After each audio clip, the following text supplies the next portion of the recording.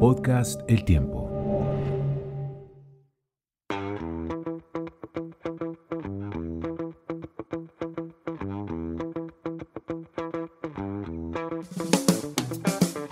El tiempo del brunch.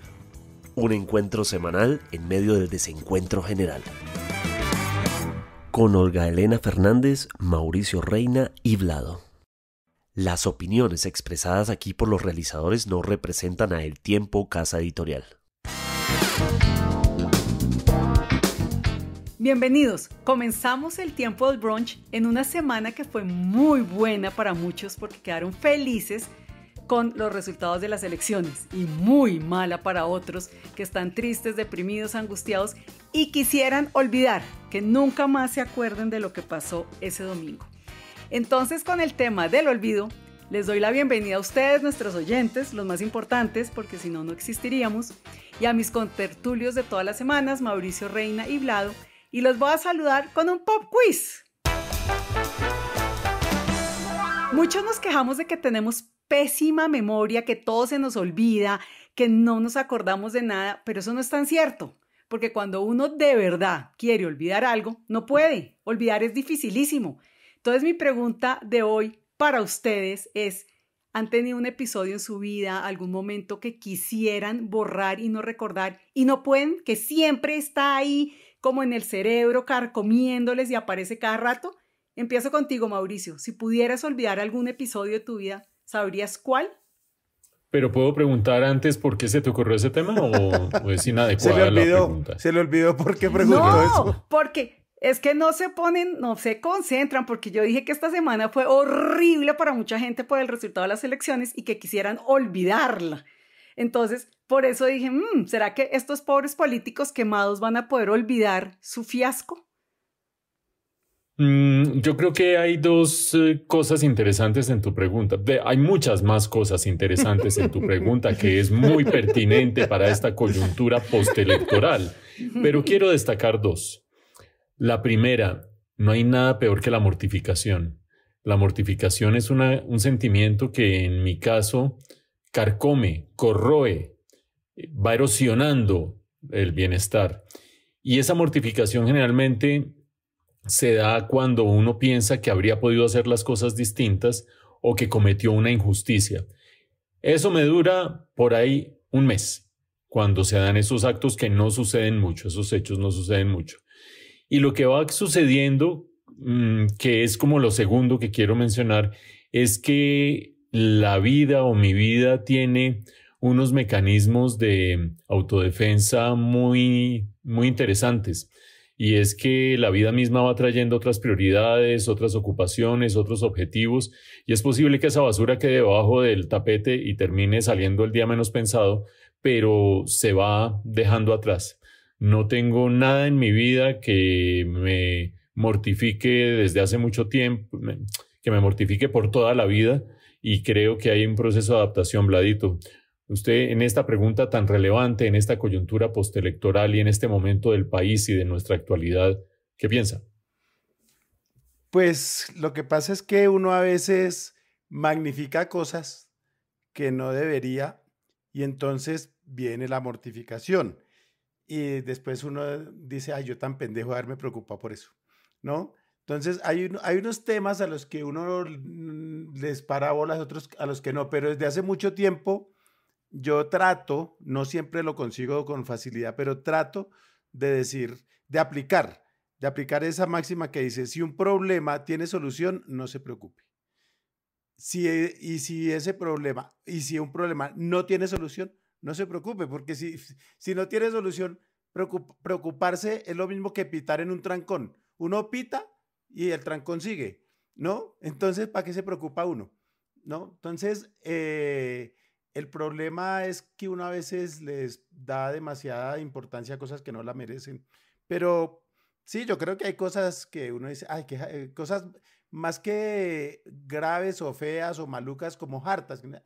Qué pereza, ¿no? Por ejemplo, yo hace un año largo hice un trabajo ahí con un tipo que después salió súper malo para el asunto y terminó no pagando y terminó haciéndose el cretino y todo eso. yo digo, ay, yo hubiera sabido. Qué pereza, ¿no? Pero no, pero pues puedo dormir, Ladito. puedo dormir. Ladito, Olga Elena, colombianos todos. Compatriotas, colombianas. compartidarios. ¿Qué es peor? ¿Un vivo que se hace el cretino o un cretino que se hace el vivo? Hablando de esos malos socios en la vida.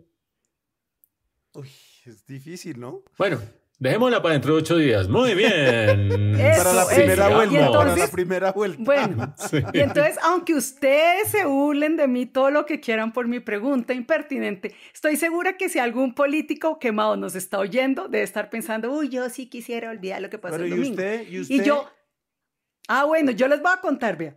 En principio, yo pensaría, siendo bien filosófica, que el año en que mi papá se enfermó y se murió es un año que yo quisiera olvidar porque fue horrible, fue angustioso, fue todo. Pero después me quedé pensando, si olvido lo malo, también voy a olvidar lo bueno. Y durante ese año hubo cosas buenas. Nos dio la oportunidad de hablar, de desahogarnos, de decirnos todas las cosas que uno solo se dice cuando alguien se va a morir.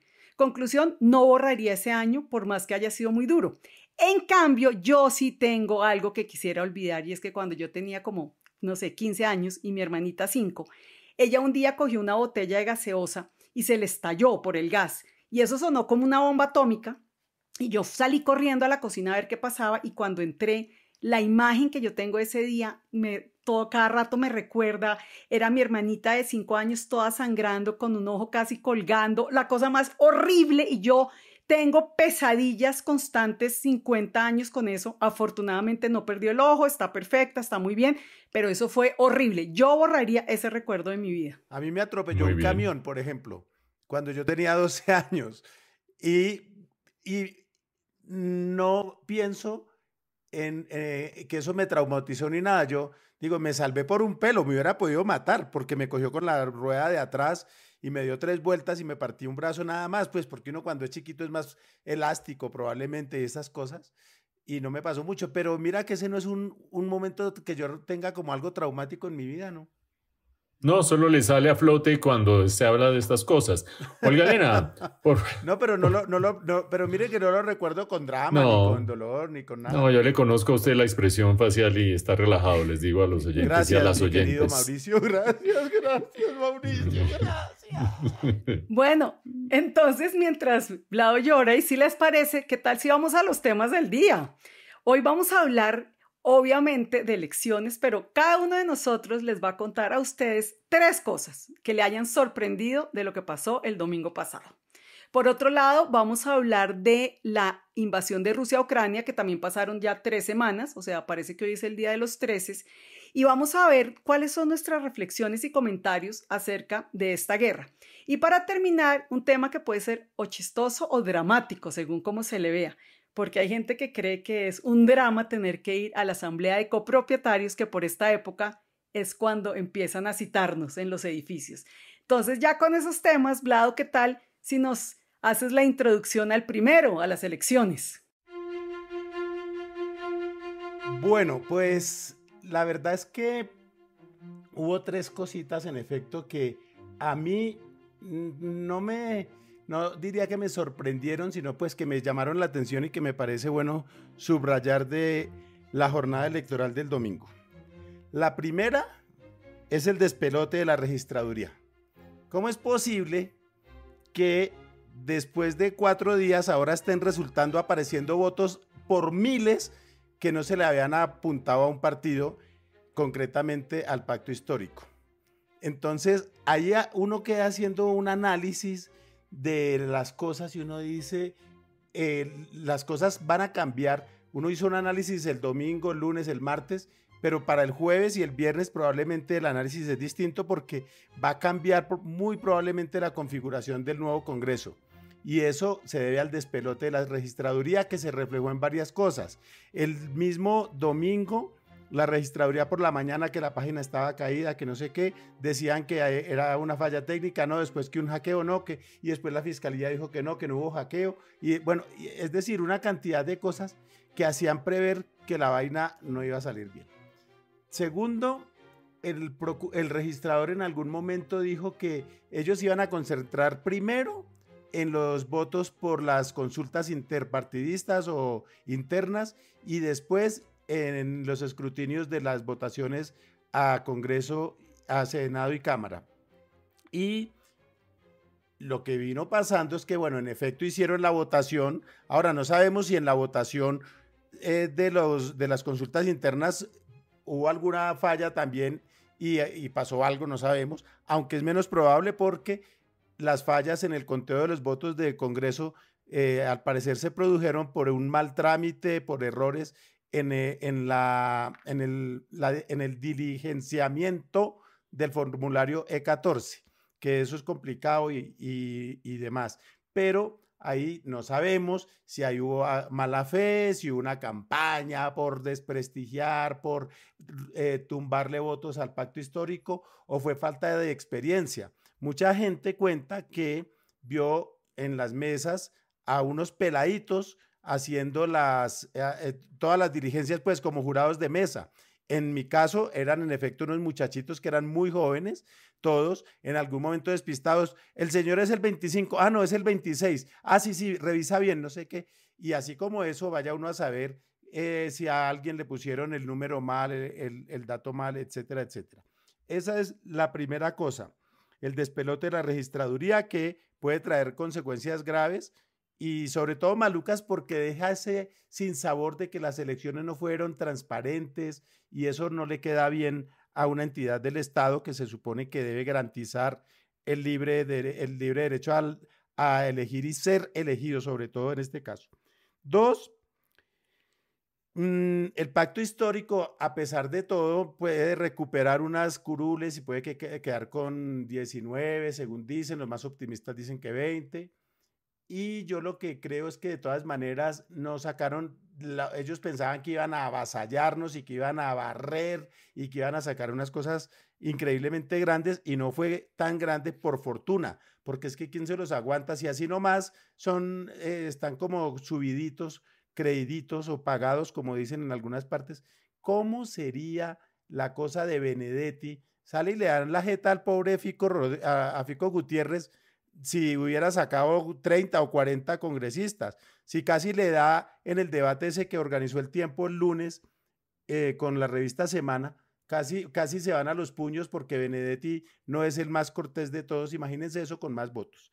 Y por último, el senador David Barguil, que era el precandidato del Partido Conservador, dijo que su partido estaba alrededor de él, unificado junto a él y toda esta cosa, y lo cierto es que con un solo candidato sin competencia en su partido, él nada más sacó la tercera parte de la votación del Senado, es decir, él sacó algo así como 600,000 votos y el Partido Conservador sacó como 2,200,000. Luego, todos los godos no votaron por él, sino que lo más probable es que hayan votado por el señor Fico Gutiérrez. Entonces, ahí esa cosa me parece bastante curiosa. Esas son mis anotaciones a la jornada electoral. Mis queridos amigos, Mauricio, ¿usted qué opina? Pues yo voy a tratar de, por una parte, no repetir y por otra parte, limitarme a 3 comentarios, ¿no? Esa es la idea, Olga Elena.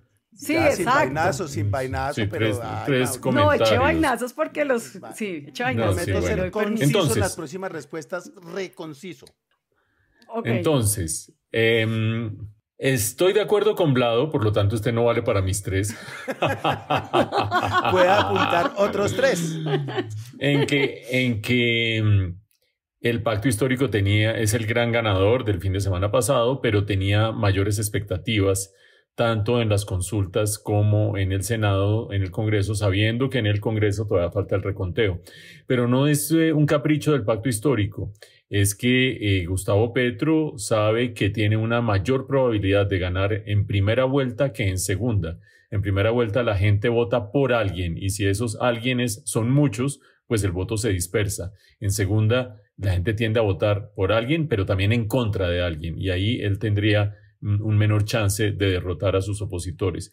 Entonces, que en las consultas haya tenido 47% y no 55, 60% o algo parecido, pues creo que los dejó pensando y que en el Congreso, dependiendo de ese reconteo que menciona Vlado, no hayan alcanzado las 20, 25, bueno, puede ser que lleguen a 20, 25, 30 curules que en algún momento dijo Gustavo Bolívar, pues creo que los deja pensando. Segundo punto, mm, hay mucho en juego todavía, no solo por estos porcentajes que acabo de mencionar, sino también por la cantidad de votos que falta por saber para dónde se van, la cantidad de gente que falta por hacerse contar.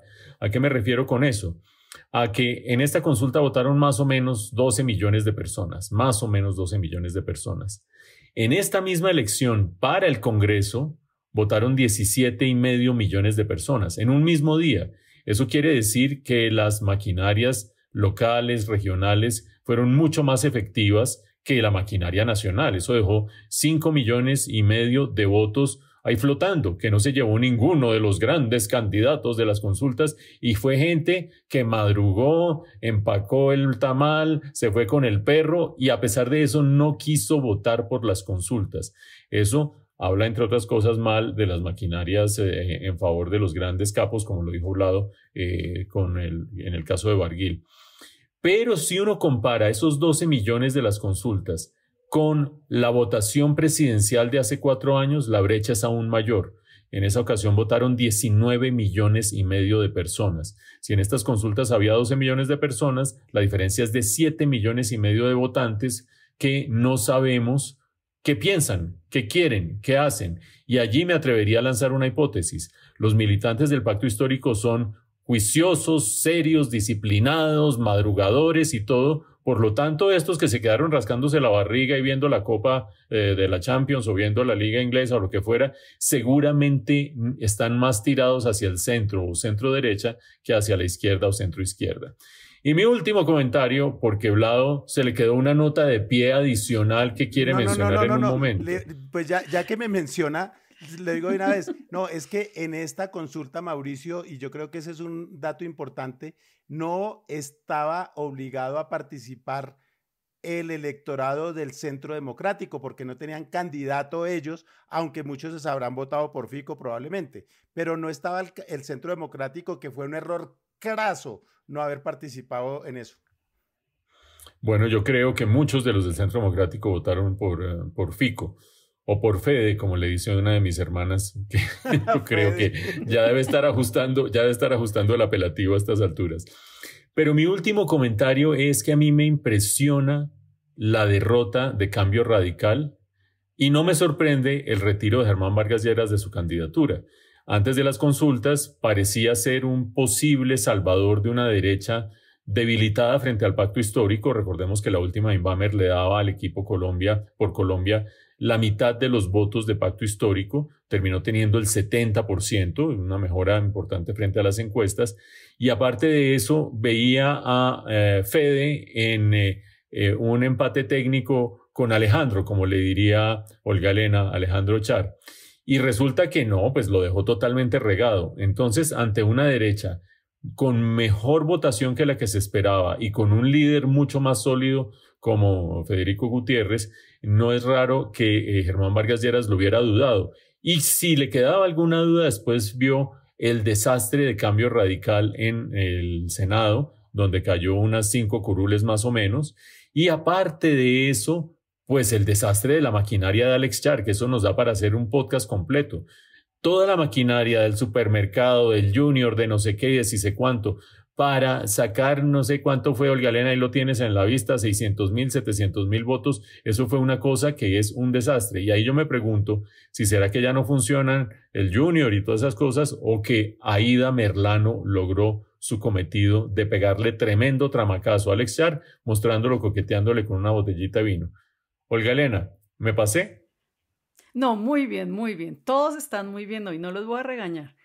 Bueno, yo les voy a decir cuáles fueron mis 3 sorpresas, porque era más que análisis, pero no importa, los perdono.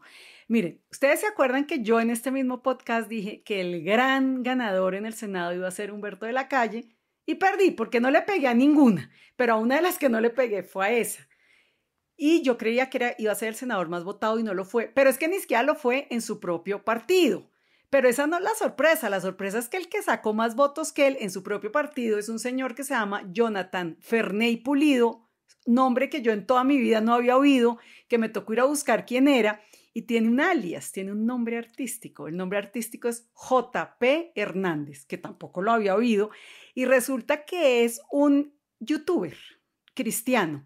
¿Cómo diablos un youtuber cristiano, que yo no había oído nunca y no es que yo haya oído a todo el mundo, pero va a sacar más votos que el negociador de la paz? O sea, no me cabe en la cabeza. Además, ¿por qué el Centro Esperanza le dio el aval?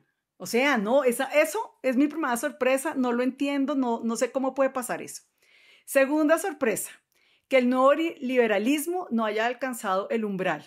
Eso me pareció terrible y me pareció un mensaje importante porque mucho se les dijo a los Galán: oiga, no se tiren en la coalición de Centro Esperanza, ¿cómo no van a ir unidos? ¿Cómo sacan lista propia? Y mire lo que pasó.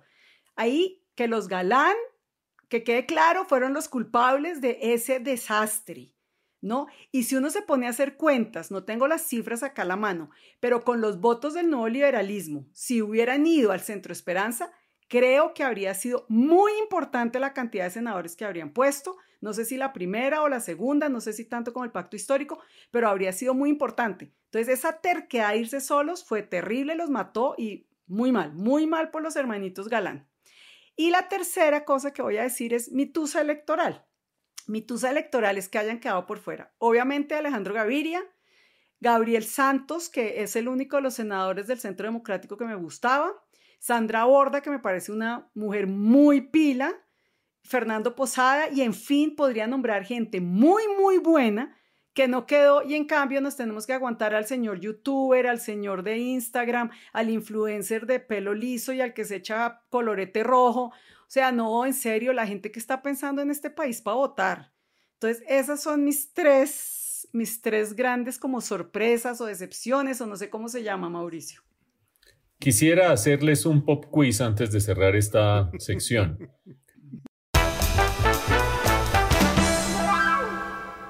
Con la venia de Olga Elena, que es la dueña de esta sección, ¿no? Porque cada sección aquí tiene una especie de moderador. ¿Qué porcentaje le asignan después de este fin de semana electoral a la posibilidad de que Gustavo Petro sea el próximo presidente de la República? Y quiero preguntarle en primer lugar a Vlado. Yo no lo veo de presidente, no lo veo, o sea, 2-1 por el oponente a Petro. 66% del oponente, 33% Petro. Sí.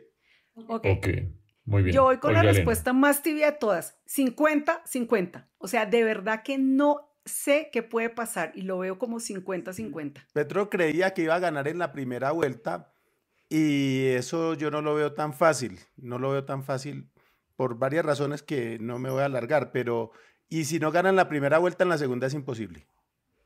Mauricio, tú.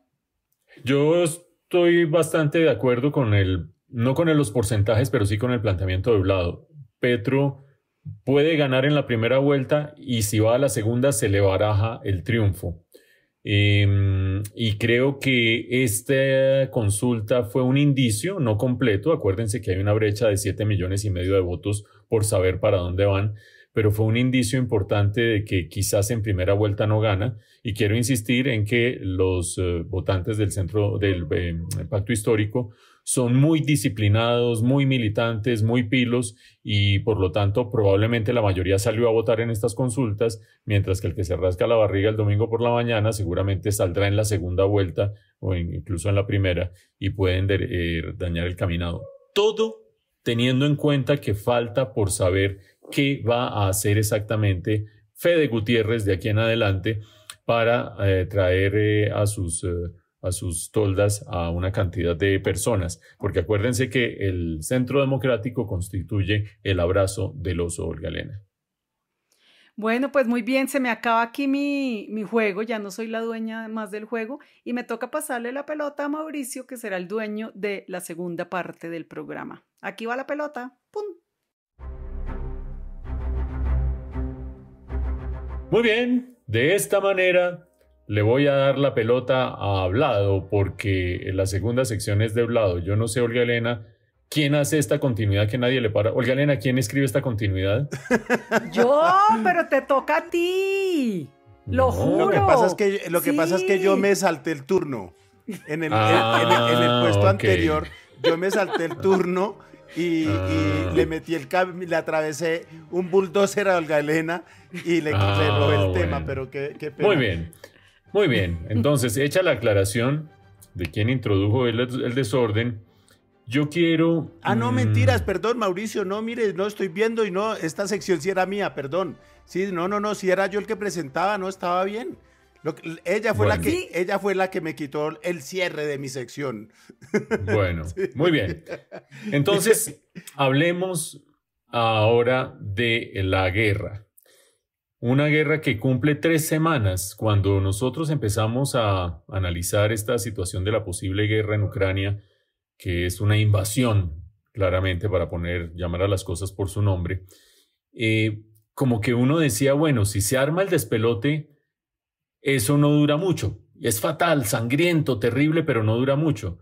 Pero lo más probable es que no se vaya a armar el despelote. Imposible que se metan en esas. Y vean ustedes, 3 semanas de guerra, y no de cualquier bobada, una guerra cruenta, una guerra que está afectando a la población civil, que está afectando la infraestructura de Ucrania de una manera brutal, que ha generado más de 2 millones de refugiados, principalmente en Polonia, la mayoría de ellos. Es decir, una guerra tenaz. Y ya completar 3 semanas, pues es algo francamente lamentable.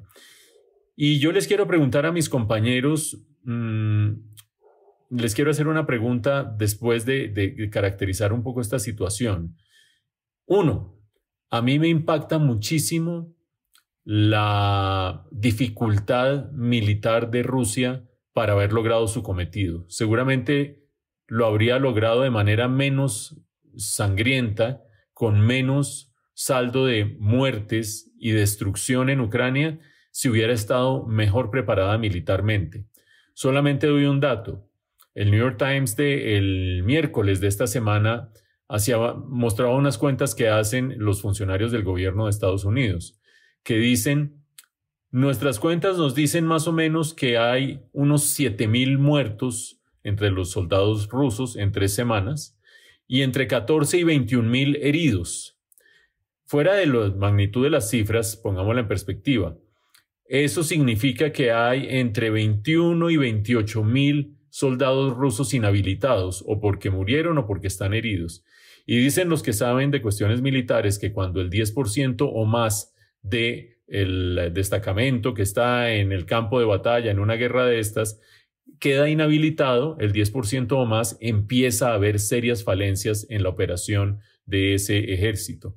Eso explicaría, entre otras cosas, las grandes limitaciones que está teniendo Rusia para poder lograr por la vía más convencional su cometido, teniendo que recurrir a estas atrocidades de bombardear indiscriminadamente y mandar misiles indiscriminadamente a escuelas, hospitales, etc. Esa torpeza de Rusia es lo primero. Lo segundo tiene que ver con la manera como en Rusia mismo se están abriendo grietas. El discurso que entre miércoles y jueves de esta semana dio Putin, en el que se fue lanza en ristre con los oligarcas rusos, contra los oligarcas rusos, diciéndoles que no fueran vendidos, que iba a saber exactamente quién lo había traicionado, que iba a saber exactamente quién le estaba haciendo el juego a Occidente, pues muestra una fractura que yo no creí que fuera a darse. Alguna vez dijimos en este espacio que Thomas Friedman, el comentarista del New York Times, había puesto como un escenario que la oligarquía rusa se fuera contra Putin y que eso era muy improbable. Pues aquí hay unas fracturas muy, muy interesantes. A ustedes, compañeros, ¿qué les ha parecido esto? Ninguno de nosotros es especialista en temas bélicos, pero cada uno tiene una avidez de información y una sensibilidad hacia el mal ajeno que pues les debe haber generado alguna impresión, Olga Elena.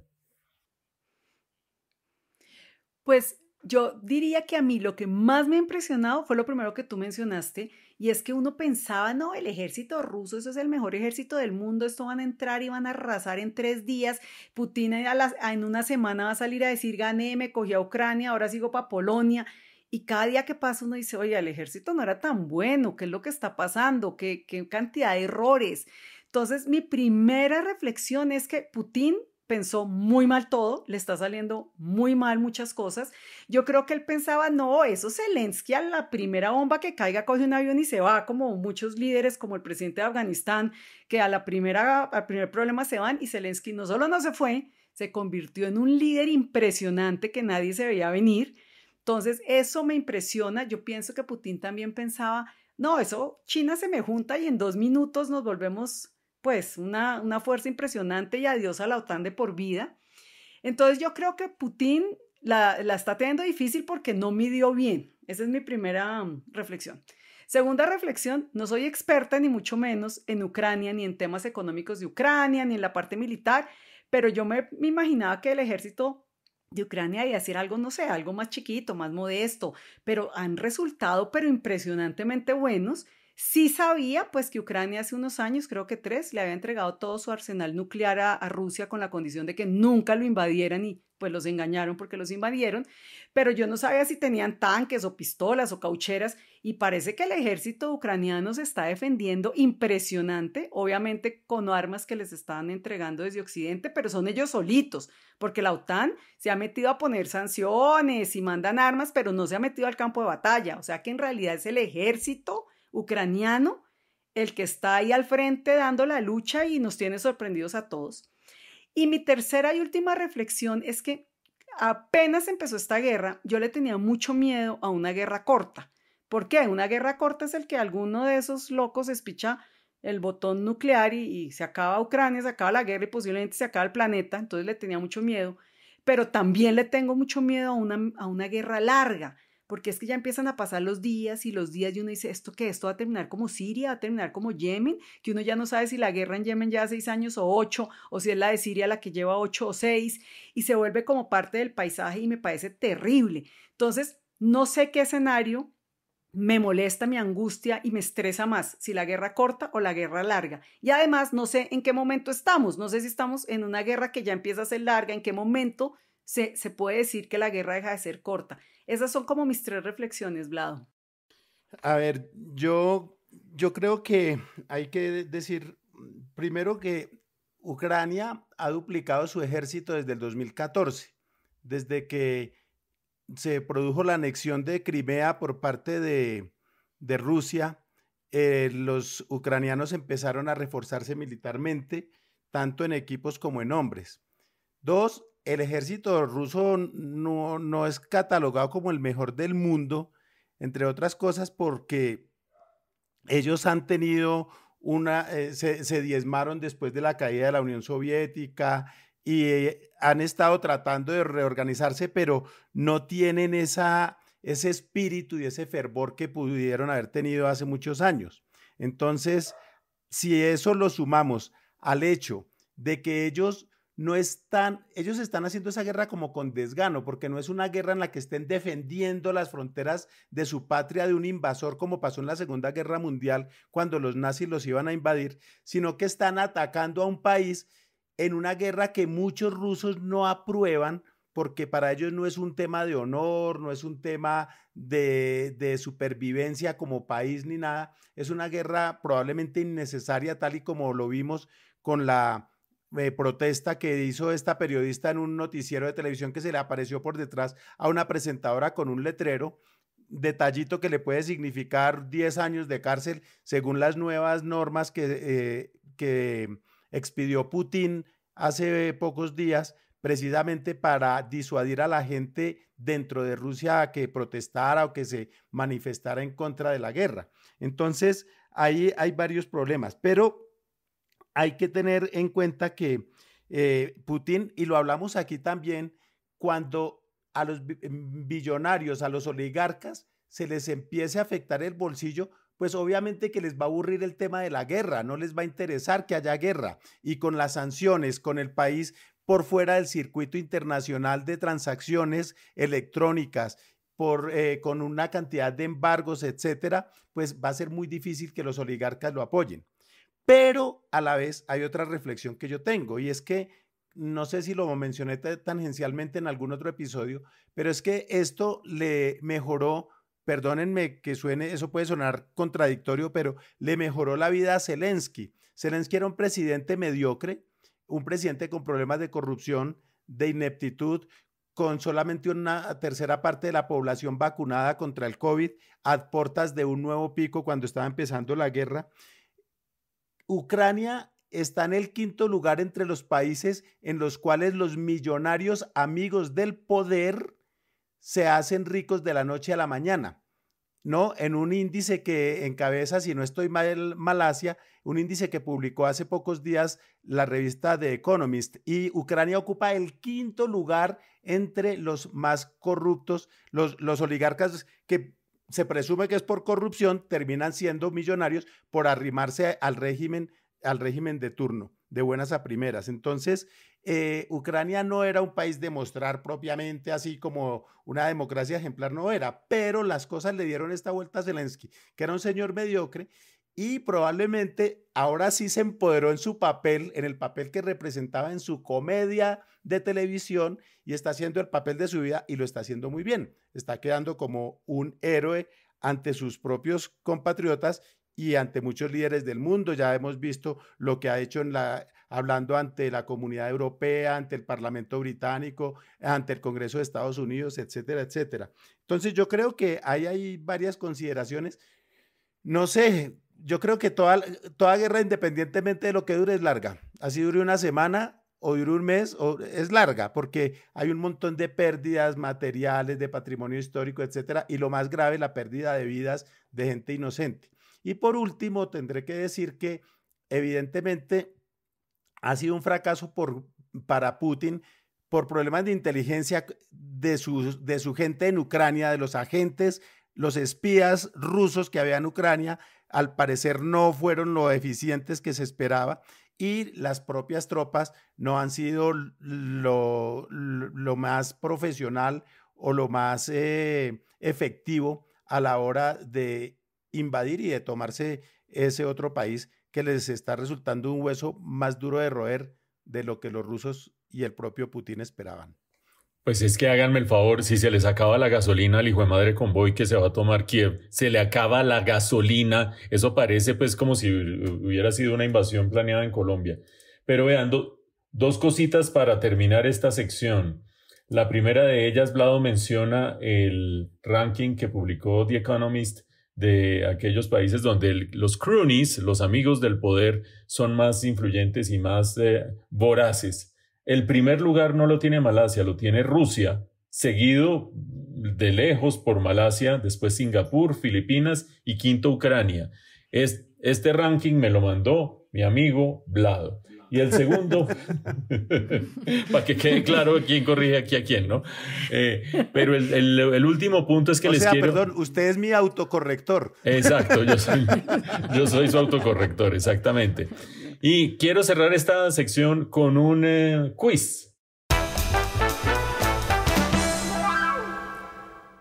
¿Cómo se dice?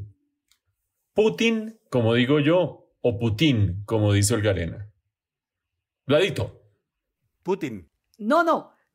Yo sí quisiera tener una discusión, pero que fuera más larga en este tema, porque a mí eso me parece súper interesante. ¿Cómo se deben decir los nombres? ¿Cómo son en el idioma o españolizándolos? O sea, ¿decimos Apple como en inglés o decimos Apple como le dicen los españoles a esta marca?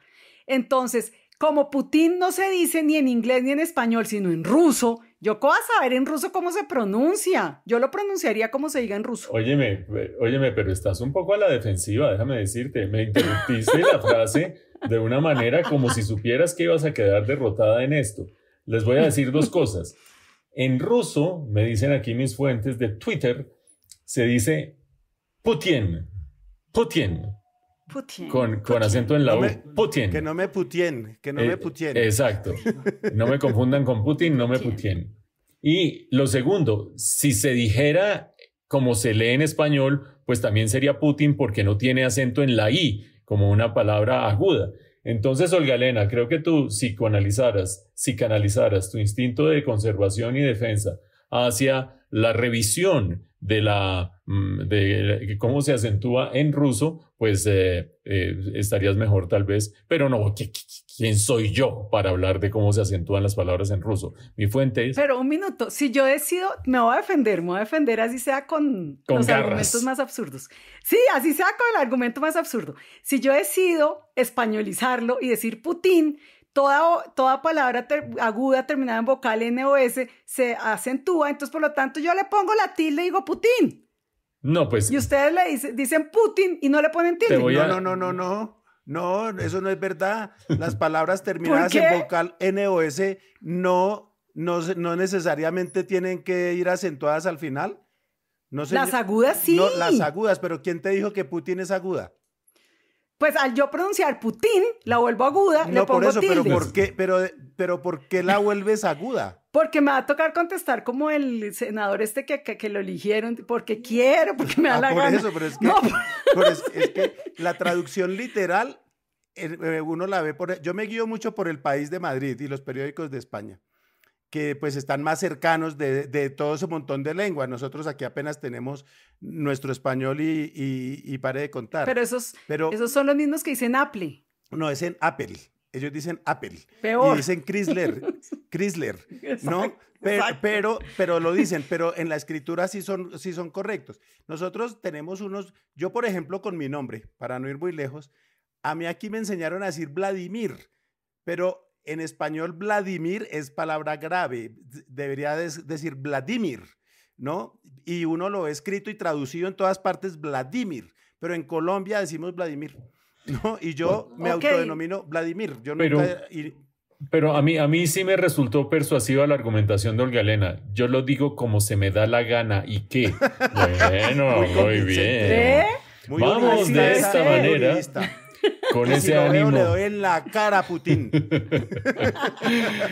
Mira Vladimir, no me la busques. Con ese ánimo tan civilizado de discusión y debate, nos vamos a la última sección justamente con Olga Elena.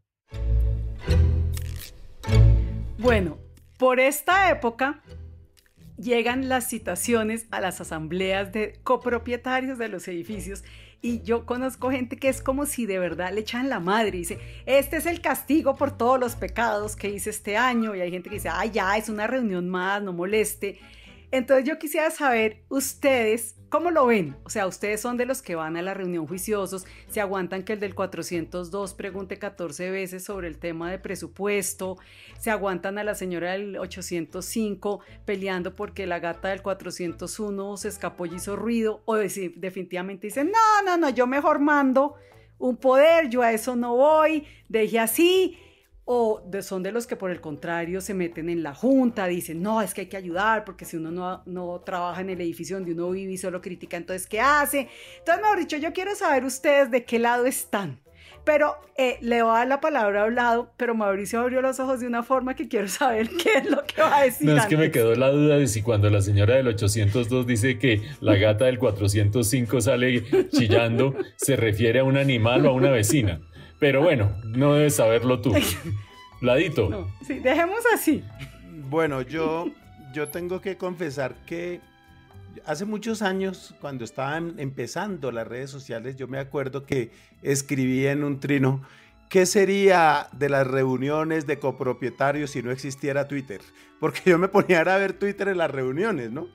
Cuando iba. Y trataba al máximo de darle poder a algún vecino o alguna vecina para que me representara, y yo le decía, decida por mí, me importa un carajo. Ahora vivo en una vecindad donde no somos tantos, entonces las reuniones no son tan prolongadas, el orden del día no es tan largo, y la cosa siempre en todos los vecindarios hay un vecino harto.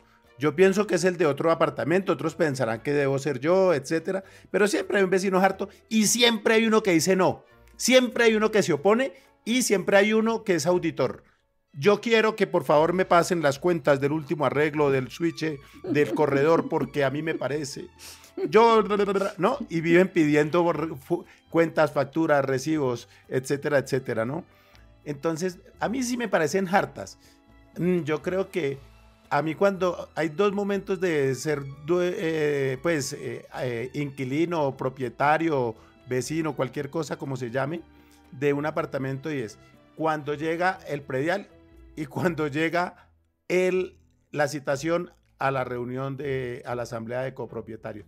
A mí me da jartera, aunque tengo que decir, como ya lo dije, tengo que reconocer más bien que como somos poquitos, entonces en esta vecindad no es tan dramática la cosa y nos ponemos de acuerdo más o menos rápido, pese a que siempre hay un señor no.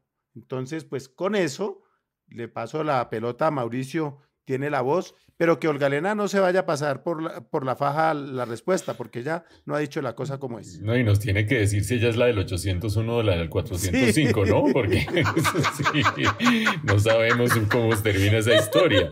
Vean, depende de mi actitud frente a estas asambleas. Primero está condicionada por los horarios, porque pues yo trabajo de noche en un noticiero y suelen hacer las asambleas de noche, entonces es un camello estar y eso ya me condiciona a no estar y a delegar, etc. Pero a pesar de eso, yo puedo mandar notas, etcétera, etcétera, dependiendo de el nivel de influencia que tenga uno en las decisiones para resolver los problemas. Les pongo un ejemplo. Yo soy miembro de un acueducto veredal en Villa de Leyva y ese acueducto veredal tiene como 200 afiliados, asociados o 180 asociados. Ir a una asamblea o no ir del acueducto es muy poca la diferencia que hace. Obviamente si hay grandes problemas, si uno puede ayudar, ayuda sin lugar a dudas. Pero pues ahí no hay mucho que hacer si las cosas van andando más o menos bien. En cambio, en Bogotá, yo vivo en un edificio donde hay 7 apartamentos y evidentemente aquí todos somos responsables de todos y los problemas son colectivos y las soluciones son colectivas. Entonces allí sí me siento mucho más conminado a participar de las reuniones del consorcio, Olga Elena. Pues bueno, de una vez para sacarlos de las dudas, yo soy de la de 903. Eso no sé qué quiera decir, analícenlo. Pero vean, yo creo que aquí les había contado una vez que me he trasteado tantas veces, yo no sé por qué me trasteo tanto, de tener un problema psiquiátrico. Y a todos los edificios a los que llegaba, yo sí me metía en la junta, toda zapa, la lambona que va, y cuando dicen, ¿quién quiere? Y nadie levanta la mano, yo la levanto. Porque yo sí creo que si uno no ayuda en el edificio donde vive, entonces ¿quién? Y luego los otros sí se quejan y es que no hacen nada y que la asamblea no hizo y que la administradora es pésima.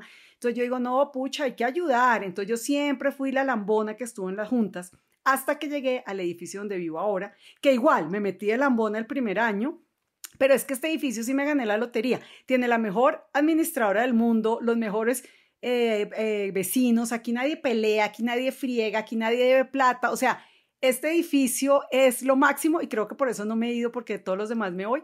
Entonces, como aquí no hago falta, entonces me salí de la junta porque de verdad, ¿para qué? Acá es súper chévere, acá no es una tortura. Eso no quiere decir que ahora vaya a ir a la asamblea, no exageren. Pero sí, y todos los otros años había ido y me metía a esa APA y esa era yo, la lambona del edificio. Una curiosidad, Olga Elena.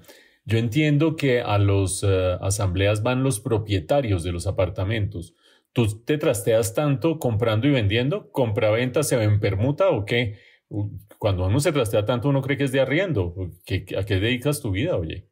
Oye, pero aquí me van a descubrir todo, hasta qué como, qué hago. Pero sí voy a contar la verdad. Yo, cuando me compré mi primer apartamentico chiquita, que cuando empecé a trabajar, mi papá tiene que tener casa propia, eso es importantísimo, usted no se puede gastar la plata, entonces compré. Y de ahí en adelante, pues, uno ahorra un poquito más y entonces puede comprar un sitio mejor, entonces va mejorando, va empeorando, entonces yo vendo y compro. Y además debo decirlo, no sé, tengo una suerte, lo hago con una facilidad, yo digo como, ay, me voy a trastear, voy a ponerlo en la venta, a ver qué pasa, es que a los 3 días lo vendo. O sea, de verdad tengo una suerte, entonces sí, compro y vendo, se permutan. Si necesitan a alguien que les venda, les compre. Yo quiero hacer un pop quiz. A ver. Ya que Mauricio mencionó que es un hombre ocupado y todas estas cosas. Pregunta, Mauricio, ¿usted qué preferiría entonces? En lugar de que convoquen la asamblea al martes por la noche, ¿quisiera que la hicieran un sábado? ¿Gastarse el sábado en la asamblea? Pues en la medida en que yo pueda participar, sí. Sabe que yo, lamentable o afortunadamente, desplazo muchas actividades para el fin de semana porque tengo la franja de la noche totalmente copada. Y si hay decisiones serias que tomar y yo voy a participar, sí lo hago. El sitio donde yo tengo la casa en Villa de Leyva, hay unas reuniones de propietarios y de no sé qué, y esas se hacen los sábados en gran parte porque la gente que puede va desde Bogotá va los sábados, pero también porque a los de allá les parece bien y No, para eso sí no tengo pereza. Y yo le devuelvo a usted la pregunta, Vlado. ¿Qué prefiere, un cretino que se hace el vivo o un vivo que se hace el cretino? 1, 2, 3. Pero espéreme, pues. usted me está mezclando. Espéreme, acabo el pop quiz y si quiere hablamos del cretino que se hace el vivo o el vivo que se hace el cretino. Olga Elena, ¿usted qué prefiere? ¿La asamblea, tirarse el sábado en la asamblea o salir de eso un miércoles por la tarde? Pues me da como igual porque es tan aburrido, pero creo que sí el miércoles por la tarde mejor. Aunque es que no sé, porque en los miércoles por las tardes hay conferencias en internet que casi siempre veo y me da pesar perdérmelas. Acabo de decir que el sábado por la mañana. No tan temprano, por favor, por ahí a las 10. No, yo sí prefiero que sea entre semana por la nochecita porque en algún momento la gente se cansa, en cambio de día todo el mundo. Y las del Mauricio del sábado por allá en Villa de Leyva, lo que pasa es que según lo que veo eso es plan. Uno se va para Villa de Leyva, no sé qué. Voy, me emborracho, voy a comer, voy a pasear, voy a ver las estrellas con mi novia y además voy a la asamblea. Entonces, pues, uno debe pasar buenísimo. Y en cuanto al cretino que se las da de avispado, de vivo y el vivo que se las da de cretino, creo no, hermano, que... le di 1 hora para pensar y no fue... No, sí. Olga Elena, Es que... Pues para la próxima semana. Sí, les dejo la tarea. Yo les anticipo que prefiero yo. Yo prefiero al vivo que se hace el cretino, porque es que un cretino que se hace el vivo es insoportable. No solo uno se da cuenta muy rápidamente que es un cretino, sino que le toca aguantárselo. El otro por lo menos tiene el aura de misterio. Mauricio, le voy a responder a toda, pero una cosa, No, pero prefiero... diga, Olga Elena iba a decir algo. Sea caballero, hermano.